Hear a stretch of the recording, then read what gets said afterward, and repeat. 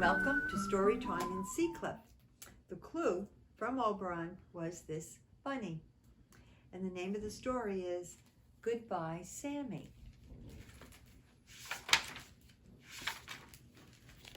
All right. I went to Florida with my mom to see my grandma and my grandpa.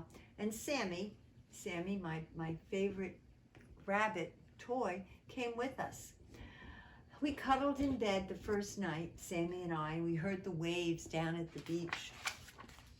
We woke up early in the morning and we ran down the path to the seawall. The sun came up over the ocean and it was red and shiny. Every day, my mom took me swimming. Once, Sammy came too, but he was afraid of the waves.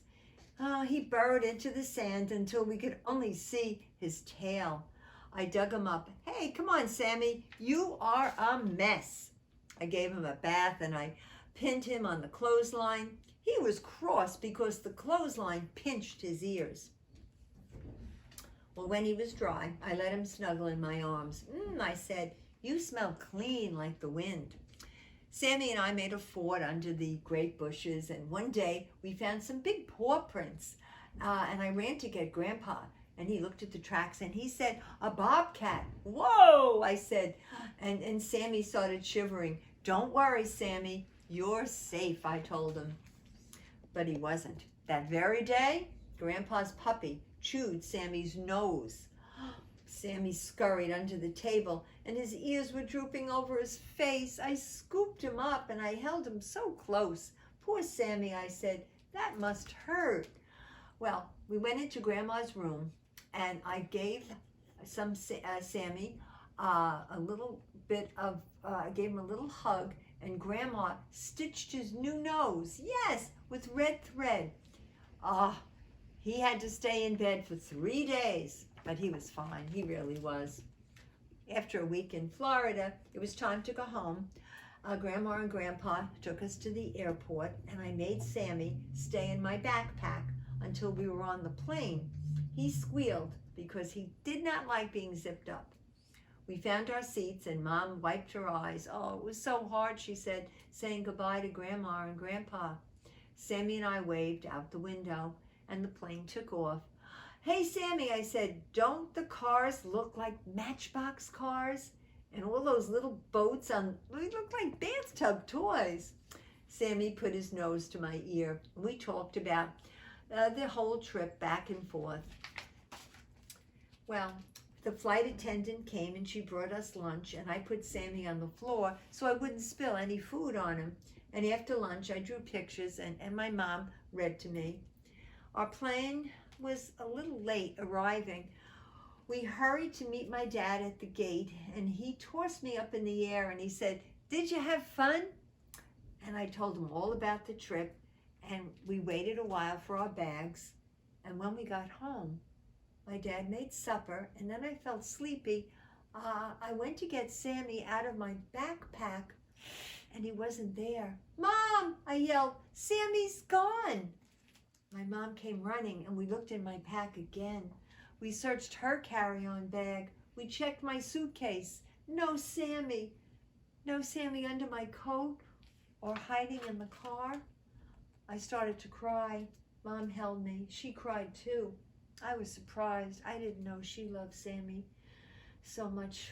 We looked everywhere again. Finally, I went to bed and I tried to sleep with my bear, but he didn't have Sammy's soft feel. The next day we went back to the airport and we talked to a tall woman at the ticket counter, and she said, what did your bunny look like? Well, he used to have white fur, I said, but now it's turned gray and he has a droopy ear. And the woman typed very fast. Your rabbit is listed on our airport computer. We'll try to find him for you. We went to the lost and found, and people on our plane had forgotten so much. They'd forgotten a briefcase, a pair of shoes, even a red wig. But no Sammy. I cried some more. What if someone found Sammy and threw him away? When we got home, I ran to my room. I looked in my old shoebox. I found my pictures until I found one of Sammy and myself. It showed them all dressed up for a party. I pinned the picture on the wall. We waited for a week. Every day my mom would call the woman at the airport. No one had found Sammy. That night when I went to bed, there was an empty place under my chin where Sammy used to sleep. One night, I dreamed about Sammy. He was sitting under a palm tree with a pretty brown rabbit. I ran to Sammy and I hugged him. He nuzzled my nose, but he wouldn't leave the other bunny. I woke up holding my pillow. Dad heard me crying and came into my room. I told him about my dream. I miss Sammy too, he said, and he rubbed my back until I was sleepy again. A few days later, Mom and I went to a toy store. I looked at the animal case. It was full of bears and pigs and dogs, and in the corner was a rabbit just like Sammy, only bigger and fluffier. I rushed to the front of the store and I pretended to look at the trucks, but then I snuck back to the case and my mom came up next to me. "Look," I whispered, "he is Sammy's cousin."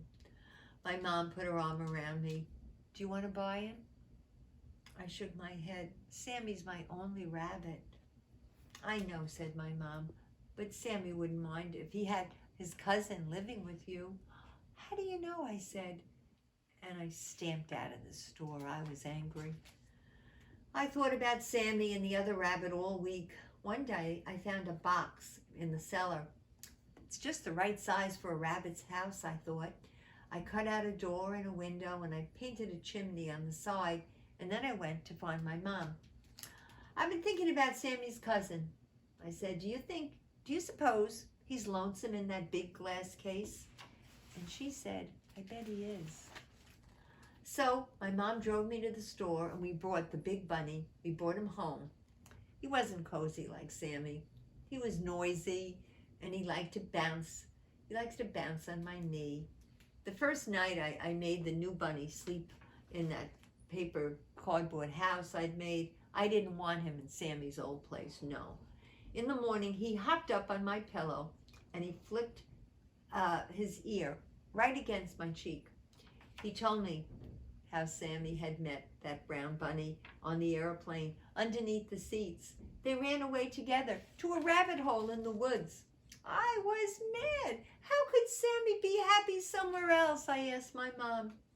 "I don't know. Maybe he fell in love, just like your dad and I did a long time ago." And she hugged me. My dad said the new bunny is rambunctious, so I named him Roger Rambunctious Roger. Well, Roger smells like soap, and he's always jumping around my room.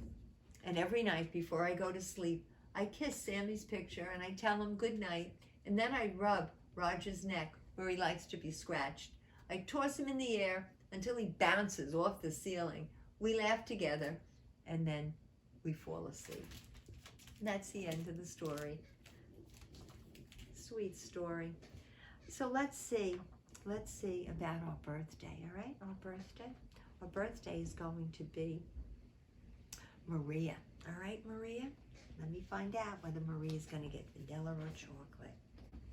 Molly and Alice, Hudson and Marlo, Joseph, Graham, Audrey, Lila, Henry, Elijah, and Marta all voted for vanilla. Sophia, India, Ben, B, Debbie, Riley, Harris, Emily, Nicholas, and Jane all voted for chocolate. So let me count. 10 for chocolate.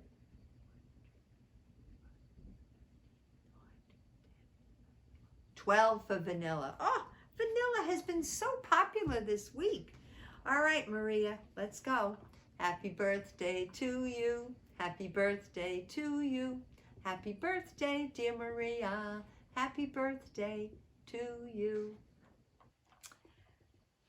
All right, clue, Oberon. Let me reach down. Oh, this is a strange clue. Look at this. I don't know. What do you think? A calendar. It looks to me as if it's a calendar. Is that a calendar? Yep. Okay. Thank you. Thank you, cameraman Dan. Thank you, Oberon. And sure enough, remember, I love you all very, very much.